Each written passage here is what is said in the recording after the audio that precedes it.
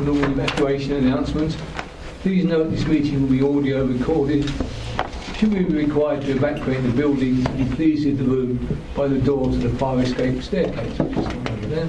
Please hold both handrails in the stairs in case the stairs are wet or slippery. If anyone is unable to use the stairs, then please allow others to enter the room before they go to the fire escape doors. They can then be given assistance.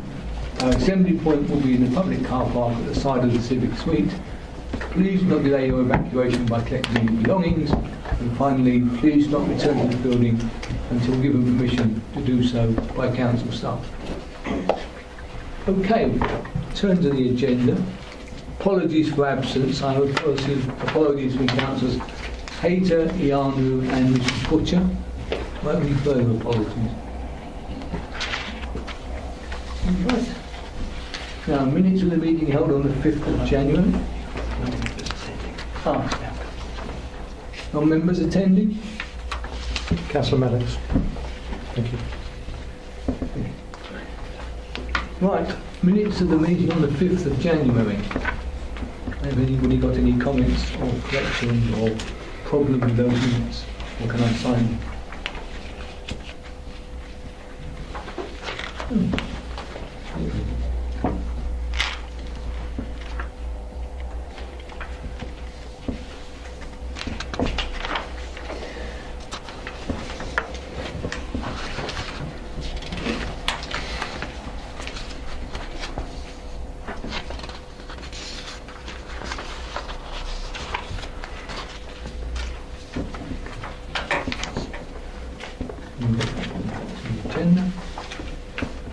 Any declarations of interest? Okay. Right, item 5, Treasury Management Strategy Statement, Annual Investment Strategy and Minimum Revenue Provision Policy Statement 2016-2017. Over to you. Hi, good evening everyone. So my name is Rob Manning. I work for Essex County Council. I'm here on behalf of Denise Murray tonight to cover her.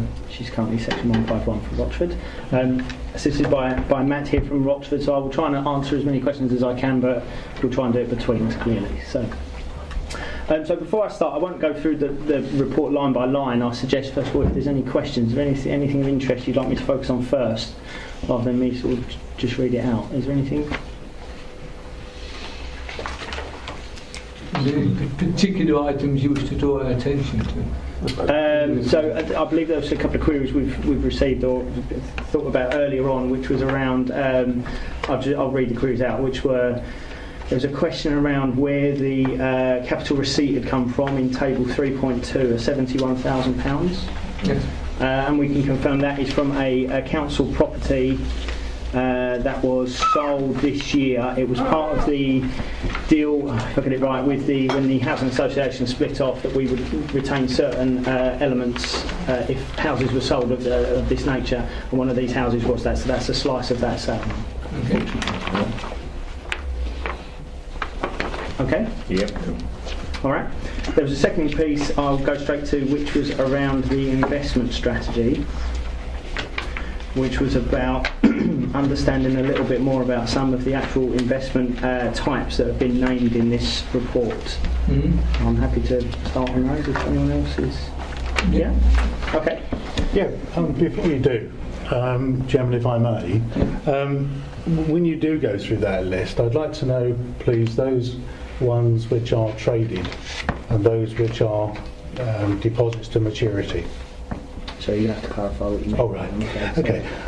As I understand it, a gilt can be relatively, or can be short term, 2 or 3 years. Yep. It can be 10 to 15 years. Yep. Could be 50 years. Yeah. Could even be longer, actually. So if the value of that gilt started to fall on a mark-to-market basis, then a decision would have to be made as to whether to dispose of it and take a loss, or at a certain point, maybe dispose of it and take a capital profit, but certainly receive the dividend. So I'd like to know, as we go through those, and some of them I don't recognise directly, which ones are traded and therefore at risk of market movement and mark-to-market risk, and those that aren't and are effectively deposits to maturity. Yeah, absolutely. Okay. Thank you. Now I appreciate it. Fantastic. So I think the first two on there are fairly standard. So term and call deposits. So in effect, these are where you have basically a fixed amount with a bank or a building society. In effect, it's sort of run-of-the-mill high street type stuff. Obviously, you will get an interest rate return on it, but then they're going to be fairly low. And these will be, in the majority of these cases, will be fixed. So actually, they wouldn't be traded in that sense. An investment with a registered provider.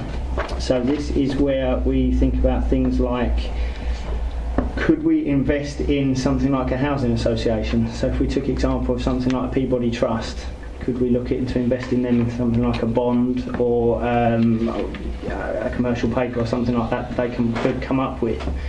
Now clearly in terms of risk and return, that's the sort of the higher end of the risk spectrum for us.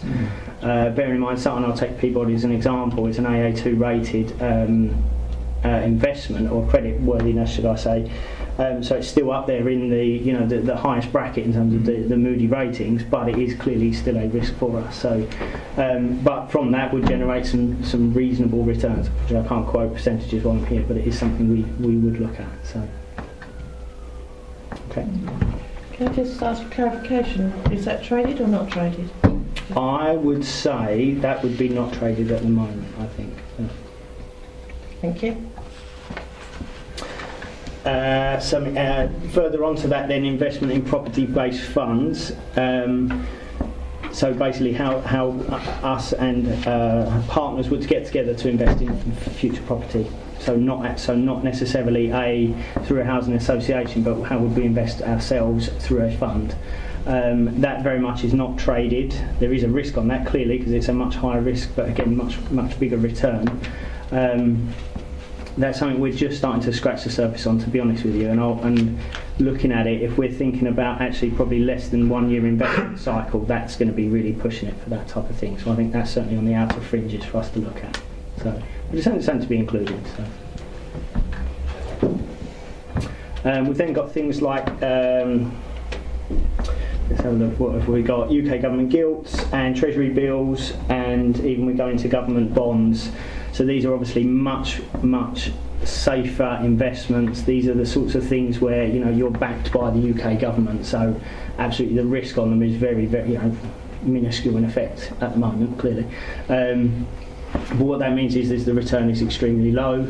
And again, the problem we have on these is that the returns you're going to get on something that's less than 1 year is going to be fairly minuscule. But it's still worthwhile doing. It's still better than putting it into a bank. So. Now, would they be traded or not? Yeah. Yeah. They are I suppose traded. they would. Okay. Sorry, can I just clarify something there? Are you talking about putting them into a 1 year gilt? They could be. Yeah, it depends. Yeah, and there's a bit later on about how much we would want to potentially put in across. We want to manage our portfolio clearly, and we need to have working capital available. So it's a bit of a mixture. So. Over here, we go on. Sorry. On a general note, 2 points if I may. Is there any possibility that any investments could be made overseas? And my thinking of that is we don't want there to be an Iceland type situation. And who would control that? Who then makes a decision as to whether we invest or don't invest? We come out. I know we use Capita, for instance, but we don't always follow their lead or follow their advice. No, so who within RDC actually would make the decision as to whether to invest or to come out of investment? It would be on I think on the Section 151's shoulders. I think that's what the paper would recommend. Okay, so it's based within the limits of this paper, yes. Yeah, okay, taking into account the advice of other officers. Oh yeah, absolutely, yes, that's right. Okay. Yeah, so what about the portfolio holder, the finance? Would they take a...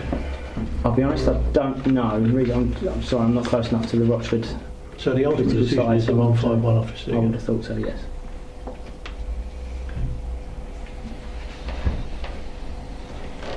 Okay. Then we come on to things like banks and supranational banks. So these are things like the European Development Bank and things like that, where actually you'll get a slightly better return for some of their investments, but clearly it's still not going to be a fantastic return that you would get off of a very high yield, high risk investment. But that is much more fluid. We would be able to get some liquid funding from that, I believe.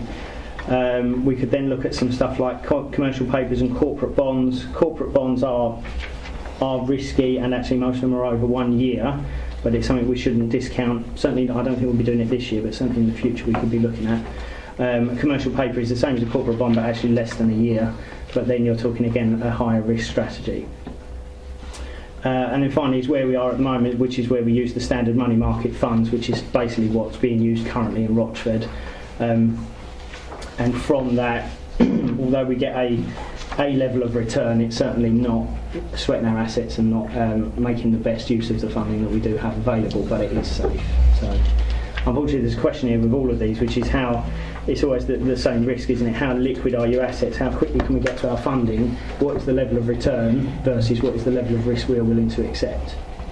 Now clearly some of these are quite new and quite innovative for Rochford, so we need to decide actually, do we think that's the right way to go, or do we want to go for a much more safer version, but therefore it's jeopardising the potential opportunities there for a return. Just to add to that, I mean, clearly we do have limits on what we can invest, and we do make sure we only invest in certain rated funds, bodies, investments based on their credit rating, and we do use the Capita colour coding as much as we can to give us an idea about duration. Yes, John. In terms of the credit rating, yes, I understand how they're set, and I understand how Capita do it as a professional investor service. Mm-hmm. I assume that there is no credit scoring done by any officer of Rochford District Council, or indeed the 151 officer. No, not this. I wouldn't be an expert in it, to be honest. And there is no one at all in the council that would override a credit rating given by Capita. Correct? I believe so, yes.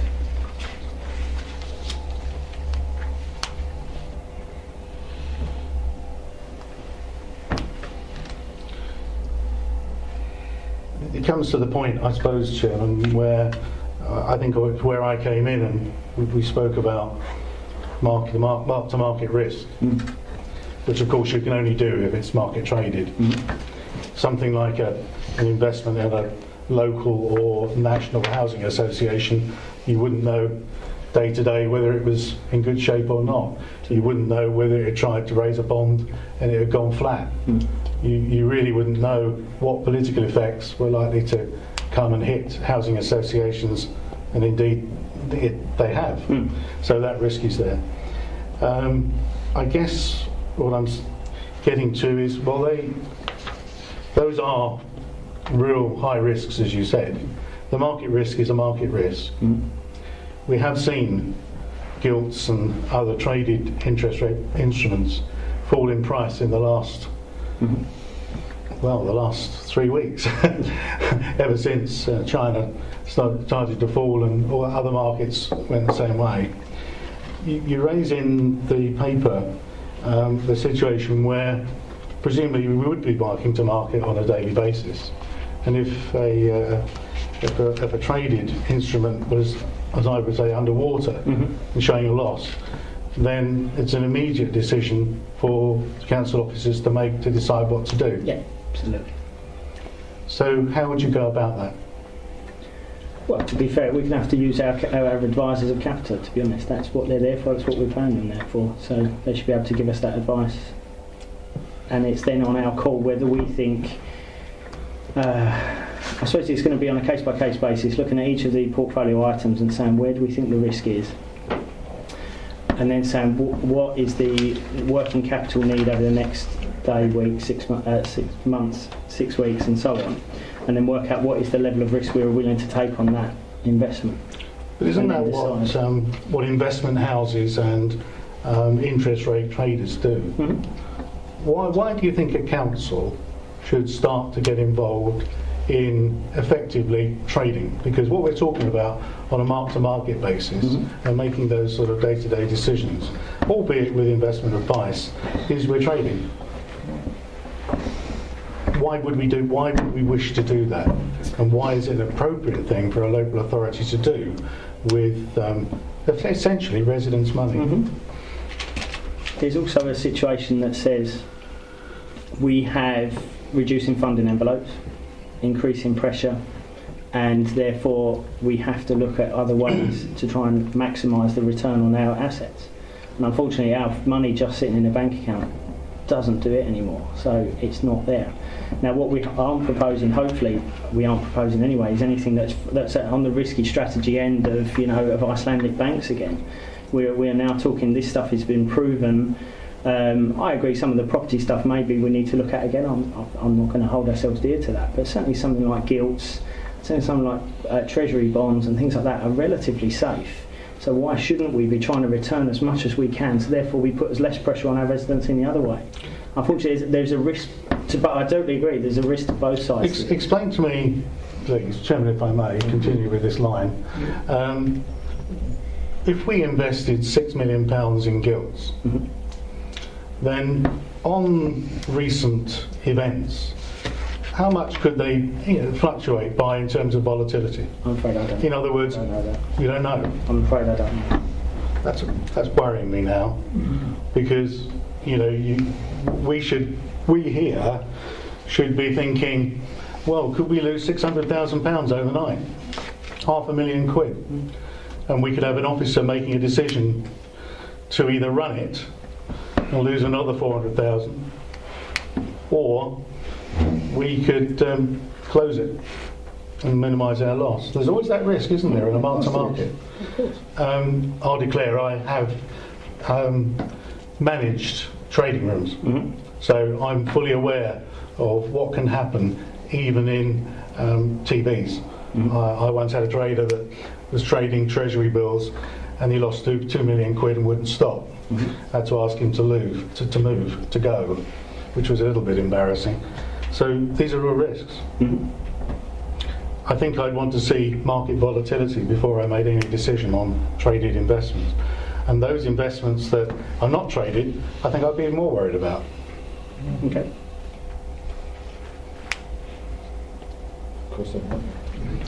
Thank you, Mr. Chairman. I'm quite interested in how you say that you're going to respond to the volatility in the market. You're saying that you're getting the information from Capita, but are you relying on them to contact you when something goes wrong? Do you have daily updates? The markets can move very, very quickly. And I don't anticipate, and I'm sure none of us would, the Section 151 officer sitting there watching the markets on a daily basis. Therefore, are we expecting you to do that? Are you contacting them? Or, where does the initiative come from? Them or from you? Yeah, I can step in there. We are notified via credit watches as soon as an institution is put on either negative or waiting watch, instantly via Capita. And we have a weekly relationship meeting with our relationship manager at Capita as well via conference call. Okay. Can I just come back then? Yeah, cool. Yes, so that's on the negative side. Yep. What about the positive side? That will tend to come out more in the weekly meeting. Okay, thank you. Yeah, thanks. Just following up from Councillor Mrs Mason, with Capita, at the moment we're under a fairly low level contract with Capita, which I think last year was £6,000 a year. Would this change of policy, because it's a change of investment policy, would that mean we would have to pay for more or increased service, or not? Or would We don't think so at the moment. And the example I can give is that the level of advice given to, in my role or in my area in Essex County Council, what they get from their Treasury advisors is a lot more for a relatively similar level of funding. So actually we don't think we're probably getting enough at the moment from Capita. That's why we're going to start getting them in over the next few weeks to talk them through, see what else they can do to be a bit more proactive here. So actually we can start to build that up again and actually say what else can we get for the same level of funding. Thank you. Move it. No, I've said mine. Yeah. Rob, I listened to you when you said, well, you're not that familiar with, obviously, because you've only recently taken over from Denise, and this does cause me some concern, as I've already chatted to Amar about, not with you as an individual, but the situation that we have one fire officer, and we have you. With the best will in the world, in 3 months' time we might have another one. I have no idea, and I've become very uncertain about the lack of consistency. I'll be honest, I don't know your track record about working in trading scenarios. I mean, I was a trader, not in money but in other areas, and you don't just walk into it. You've got a very long apprenticeship. If you get it wrong, you're out. And so I've listened to Amar and I understand all the strategic ideas, but I tend to follow John's view. I can do what I like with my money, and I can put a punt out anywhere, but this isn't my money. And if it does go pear-shaped, who do we blame? How do we blame? And to say, well, I took the advice from Capita, but at the end of the day, you're going to be the guy that presses the button. Yeah, so. Jack. Yes, not so technical, I'm afraid, but I've been listening to this and it just reinforces an issue that I personally have, in that we are dealing with public residents' money, it's public money, and the local authority, I've already learned, can be quite sort of like proactive in some ways, like just like flood management or whatever. You have to find that finance and that resource, and I'm just trying to work out in my mind, because someone academically as astute as you are in terms of money, know where all these things go, which I don't profess to know, it seems like a game, and I'm worried about, is this investment worth the risk in terms of the stability of our finances of the council, if I make myself clear?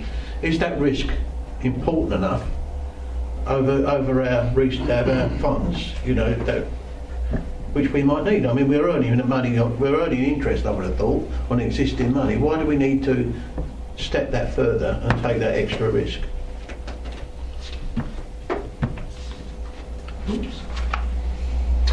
I mean, all I can say is that if we don't go down this, not even this route, if we don't start looking at how we get better returns from our money sitting there, bear in mind whatever that is going to mean further reviews of services we're going to have to make. We're going to have to look at how we're funded elsewhere, because unfortunately this is an item that we need to look at. I mean, it's I appreciate your position. I do totally agree with you. I really don't want to progress that this is a completely wild, we're just going off and doing a Bob Diamond type thing and going to invest in real high stakes games here. The investments that have been proposed are fairly low level, low risk items. I do appreciate, John, they will move and there will be fluctuations, but we're not in a situation where we want to be going to risk the public money. Absolutely, I totally agree with that. But we have to try and squeeze our risk. It all comes down to risk appetite. What is our risk appetite here?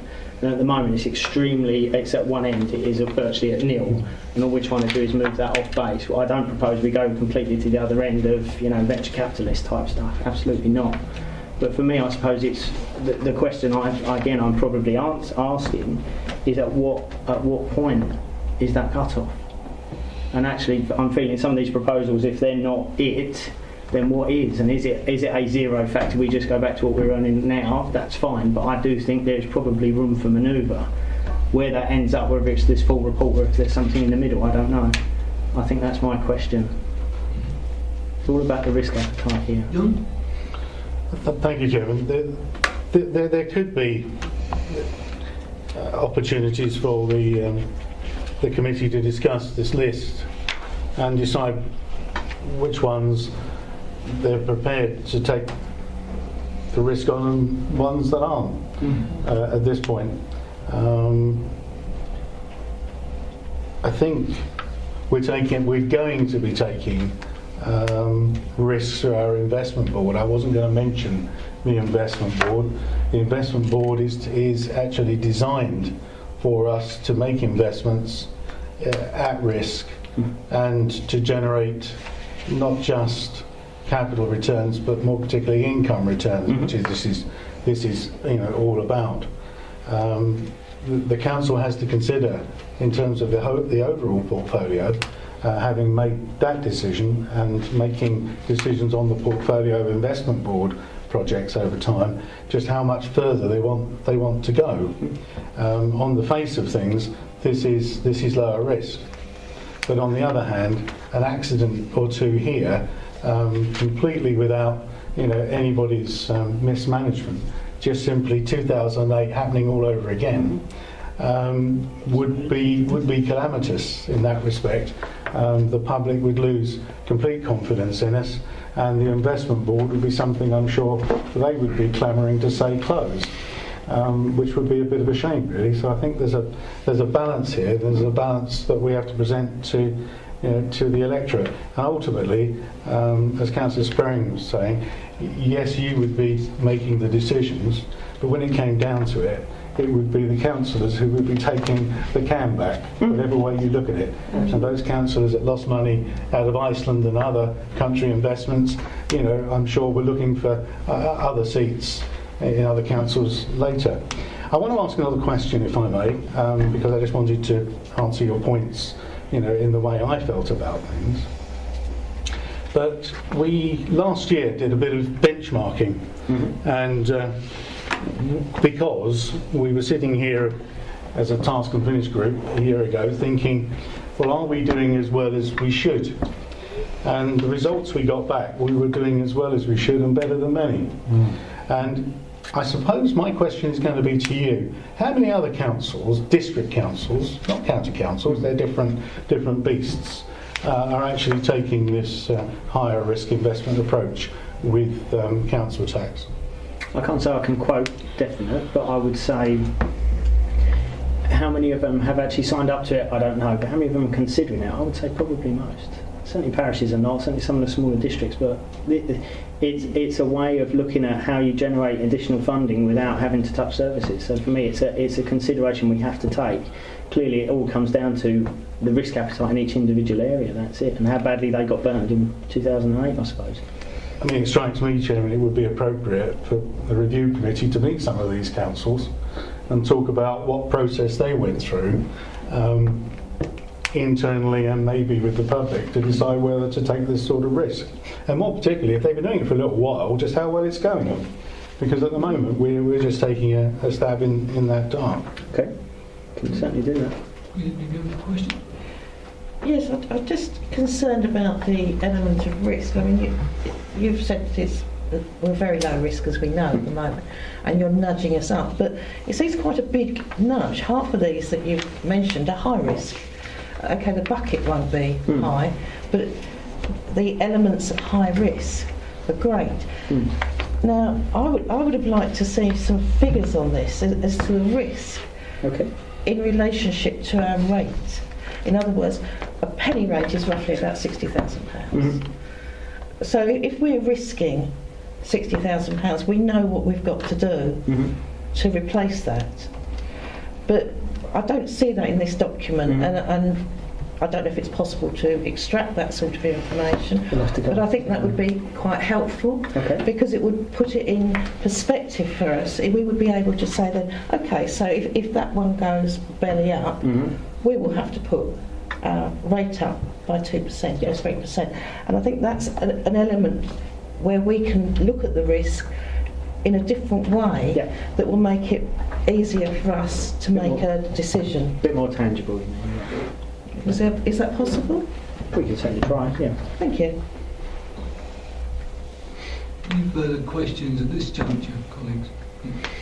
Just one question. Can you reaffirm the amount of investment we get now as opposed to the projected investment we will get should we go down the route that's suggested? investment income for this financial year ending in March will be in the region of 35 to 40,000. From this report in point 10.7, you'll see we're looking to generate between 80 to 100,000 in 16-17 by adopting these new criteria. Roughly double. Yeah. But to add to that, we will also have more money to invest as well. So it's a doubling, but on a bigger number. Okay. So, based on your answer to that question, could you, and based on your answer to Councillor Mrs Mason, could you sort of identify where you believe the increased returns would come from? It would. I'll be honest. It's not a finger in the air, presumably. It's an aspiration, so that's where we're aiming for, and then we would fit our risk profile behind that to say where are we best to put that.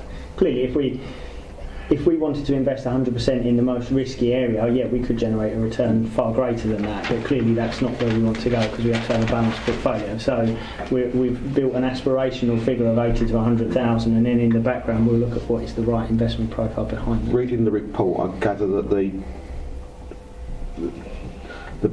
the biggest chunk of money will remain where it is now, effectively, yeah. money market funds. Yeah. So presumably there's a lot more money being generated from a smaller amount of money from the riskier elements, which could be government gilts, it could be... Yeah, but we've also got more money to invest this year as well. And there is more money to invest. Yes. That was the other thing. Yes. Because it says 6 million here. How much was invested at the... How much more is being invested?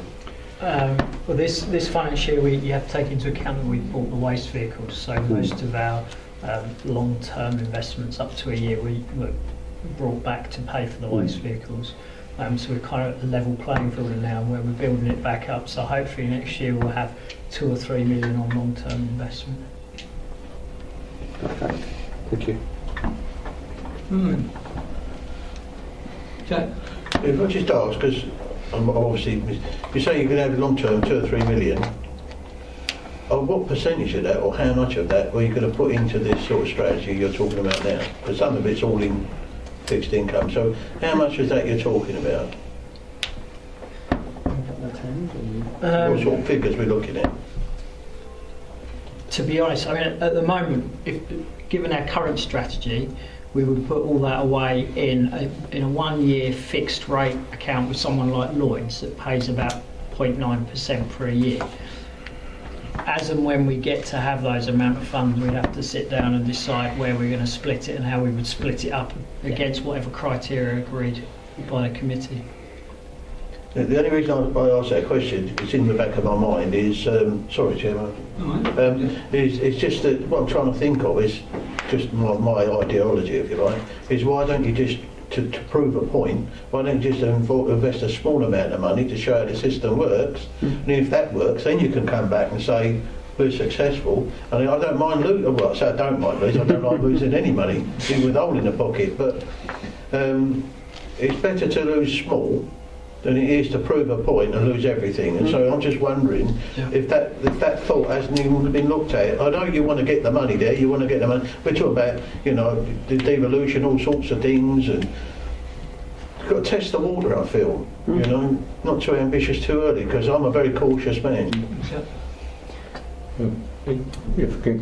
Taking sort of to a degree, if we're talking about 0.9% that we currently get, and you're talking of going into something like government gilts, which are pretty safe, what sort of return you're going to get on those, and why haven't we and everybody else done that before?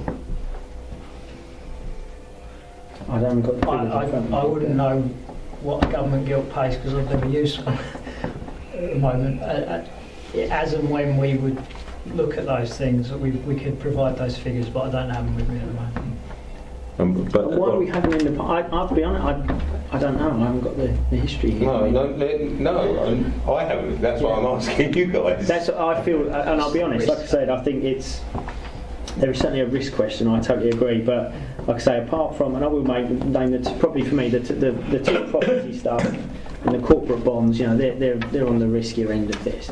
But actually, things like gilts and your government bonds and stuff like that are relatively safe, relatively safe. nothing's ever 100% safe. I agree, but so you're getting to a point of again of how much are we nudging up? That's the question.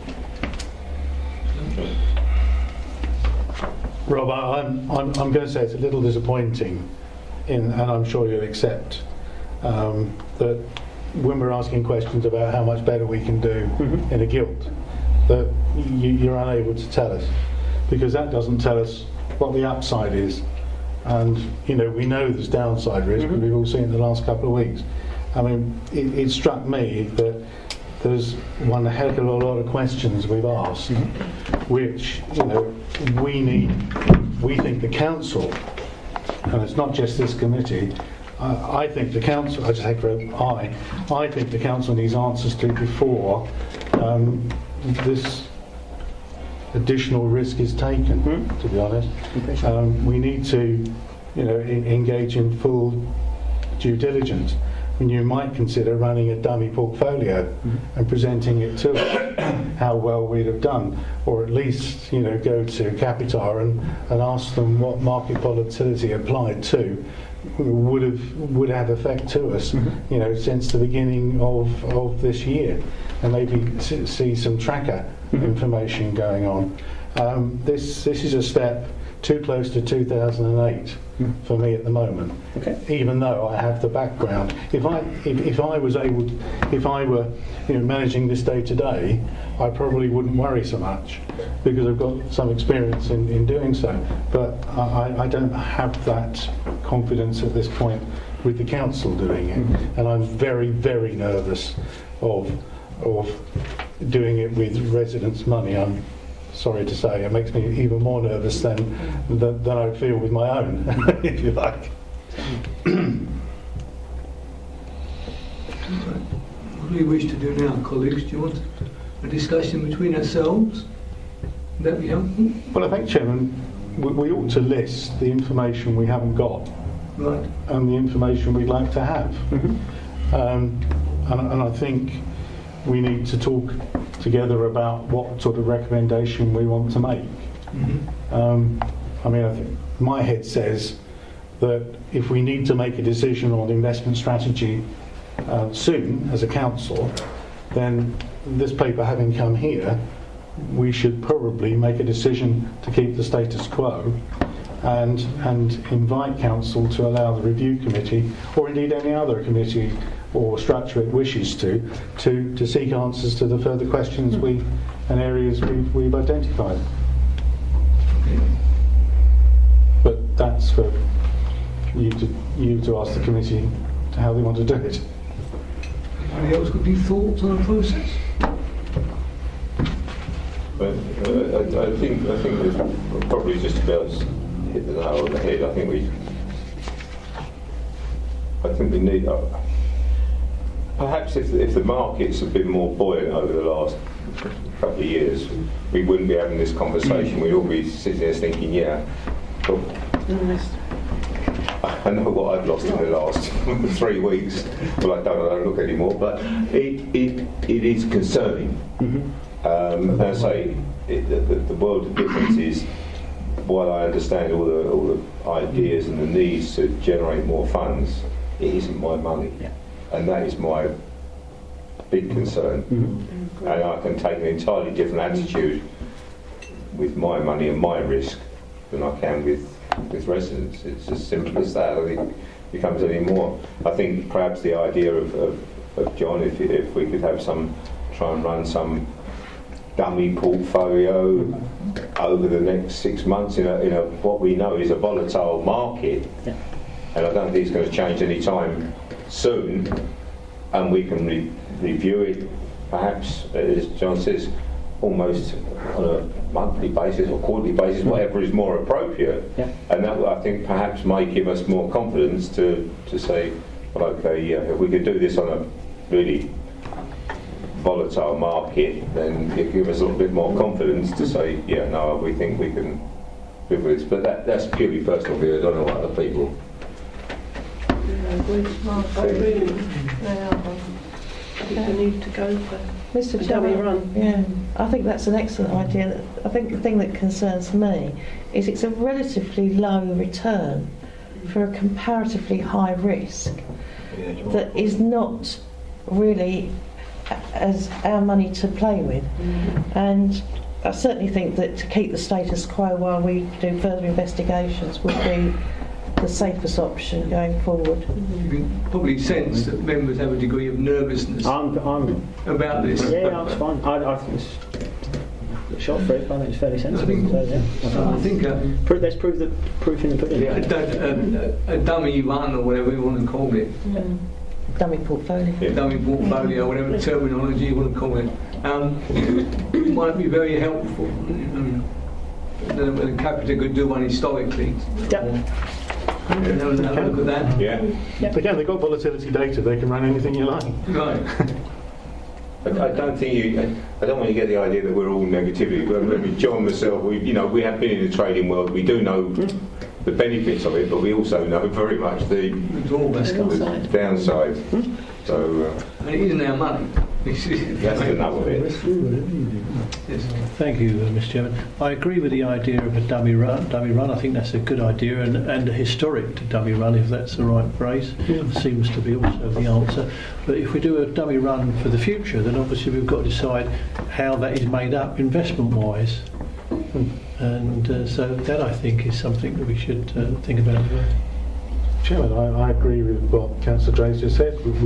The scenarios that we can run on dummy portfolios could have different percentages across the most appropriate of these instruments. And I think Rob's got a feeling for the sort of instruments that we would likely to include in a first run. I certainly wouldn't put housing associations or anything where you put the money in and hope they've got it when you come back and ask them for it back. I don't mean that in a derogatory sense to our friends in housing associations, but they're not something I know much about. And I think they command quite high interest rates in the bond market, and they probably are finding it a bit harder to raise money at the moment with the right to buy having come, seeming on them.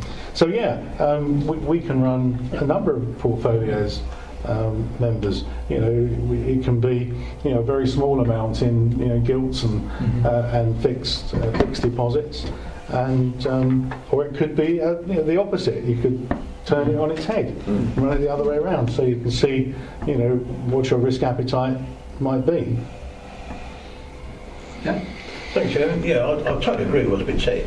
But I would just like to add, if it's possible, because I don't know what our total revenue value is, so if you was looking at, I'm using your head if you like, if you in your mind thought how much we should be investing, I'd like to get an idea of how you're thinking and what sort of money you're talking about investing. So when you do these portfolios, I would like to see what that return would have been or loss. Yeah. I mean, let's be fair, since 2008, 8 years ago, and we're still bouncing along recovery. We still haven't paid off debt. We're still looking at a common market issue. We're looking at all sorts of other things going on. And I'm not convinced we can't have another one tomorrow. I'm not convinced. So that's why I'm very wary. Yeah, certainly. So it would be nice if you, in your way, could present to us what you think we should be investing, not all of it, because I wouldn't agree with that, but you know what I mean, what you think's reasonable, and I could have a return on that or loss or whatever it may be. But I agree with everything that's been said, because I just have an issue over risk. Any further questions, colleagues? Are you able to do what we wish? Yeah, we'll give it a go. We'll see what we can do and come back. And can we meet some other councils and talk to them about how they went through it? Other districts specifically, yeah? Yes, districts, similar size and nature. Are you able to refer to that through your We can, contacts? I can talk to a few people. If Paul have some contacts, then we can speak to you afterwards. Certainly. Okay, any further points, colleagues? Mr. Chairman, can I just say that if we are going to run these dummy portfolios, and they can be done historically and going future, we're now, can we look perhaps to 3 months? Because if it is a positive result, I don't think we want to wait for 6 months and then another 6 months. I agree. So can I ask that we have perhaps one that you would recommend a slightly higher risk and a couple of lower risks, because I think from the feel of everyone here, it's the lower risk that is going to be more attractive to us. But we'd like to see your recommendation, and if we could have that in 3 months' time, and perhaps the historic one as well, then we will be in a position to say, this is the facts, let's discuss with a lot more knowledge than what we have here. We haven't got the detailed information to make a valuable and valid decision, I don't think. Thank you, Mr. Chairman. So, Right. I think my only closing comment would be, I like the idea of the dummy portfolios, would be obviously that, as you'll know, past trends will not predict the future. So I Well, just don't want to be absolutely. held to that. We That's what we presented a 5% return. That absolutely that may not happen in the future. So as long as I get my comment in there, that's it. But you can still project the same volatility. Absolutely, yeah. We can best show. But Yes. It's obviously very easy to make historic trends be the ones you want.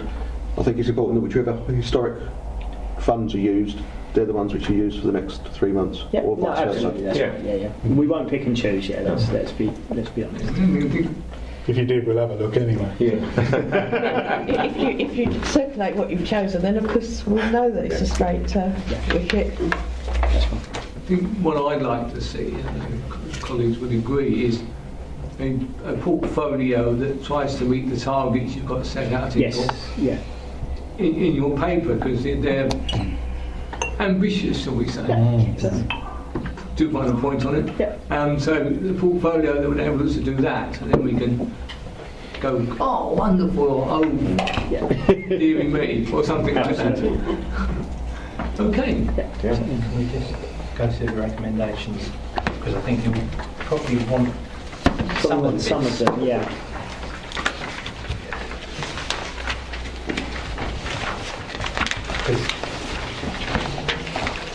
All right, the annual investment strategy hasn't been approved, but some of the other bits might have to be for the rest of the report. Yeah. Like 2, 3, 4, you mean? Yeah, that's what I'm thinking. 5. Come 5. Done 5 and 6 is an amended. 6 is amended. Yeah, it is amended, but I'm just trying to help them going forward. That would be helpful in this page. Yes, I think So you're all right with that? So 2, 3, 4 are okay. Yeah. 5 obviously we've done, and 6 is amended to go back to the status quo on the,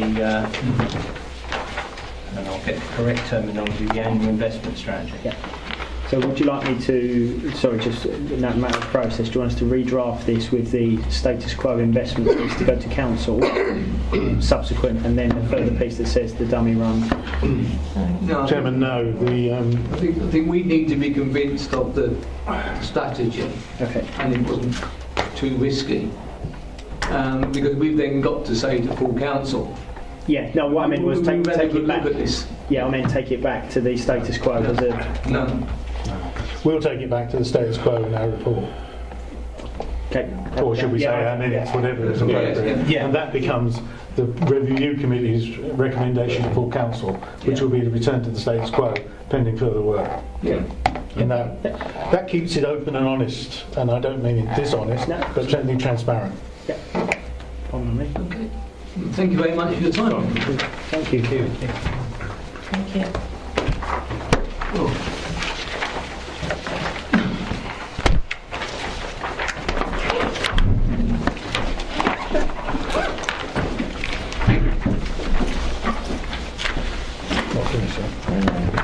Right. A couple of hopefully fairly quick items. Key decisions document. Any comments or views or omissions or additions or whatever? Chairman, I think I'm a little confused because I've just been so tied up with other things at the moment, council things.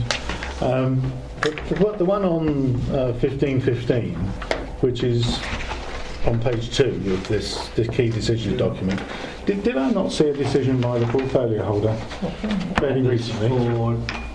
Chelmsford plan. So we didn't see a waistline. No, it wasn't a county one, it was actually the Chelmsford local plan, and Oh, okay. there was a consultation. Thank you, Chairman. I had a dream. I'm sorry, I haven't got this. Somebody's already said that. That was a nightmare. I have a dream. I had a nightmare. I changed it. Any further points on the key decision document? Anything you wish to say, Paul? It's really just the same as last month, and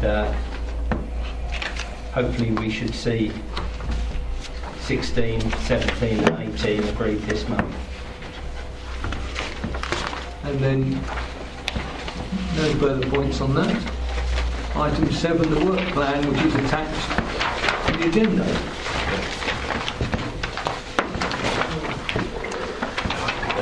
Just in again. Got our plan.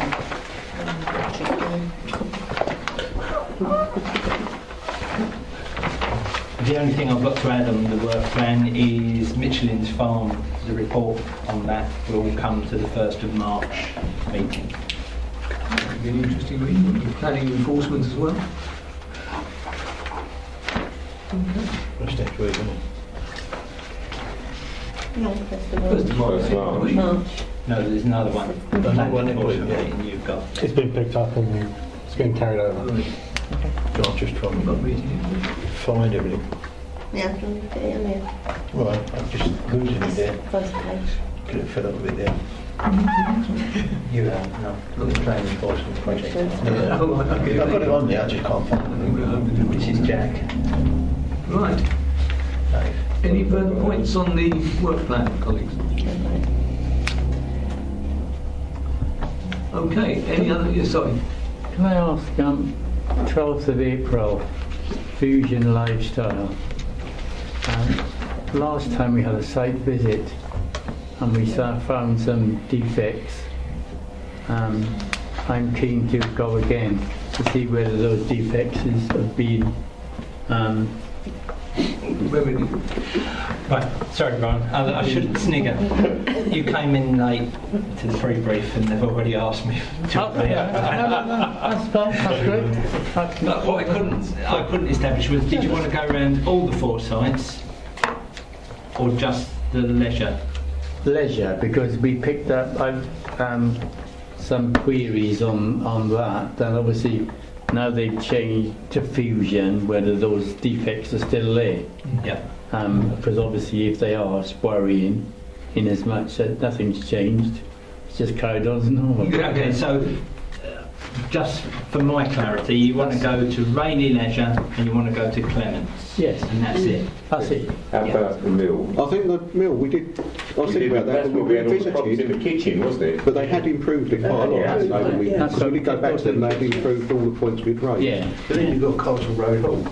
Oh, well, That's don't want to go yeah, on that. Yeah. And why don't we go to Railway Leisure and Clements Hall, and if we become seriously twitchy, then we'll go to the other. Because I was looking through some of the old minutes and I've obviously jotted it down and I've still Yeah. got it. Just interested to see whether any changes have been made to our recommendations. Okay, I'll arrange that. Any further points? Any other business? You haven't got any other business on your agenda? No. Don't do any other. I'm in the chair. It's not on the agenda. But on the other hand, colleagues, I'm sorry I can't do it, so... No, you can't. So we'll close the meeting, shall we? Yeah, in this case, thank you for your attendance. I close the meeting. You're like 2 Ronnies there. Apology. Good night from you. You're both wearing glasses. Yeah, if you say I'm the fat one, having lost 18 pounds in weight.